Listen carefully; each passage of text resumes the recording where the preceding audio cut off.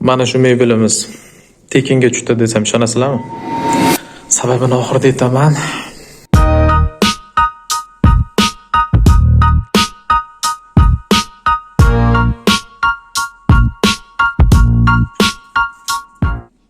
Soat 12 atrofida obedlarda aloqaga chiqdilar, bitkizib bera olasizlarmi deb. Bitkizib beramiz dedik, harakat qildik, bitkizdik. Soatimiz mana ekan, hozir 3 kam 12 bo'ldi. 12 gacha bitkizamiz deb dogovor qilgandik.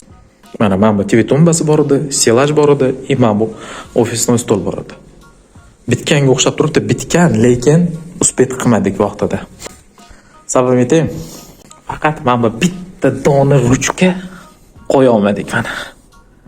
Biz qilgan mehnatimizga rozimiz shunda. Buyurib nasib qilsin. Lavz birinchi o'rinda turadi, lekin chiroyli mebel ko'ngildagidek chiroyli holatda chiqdi.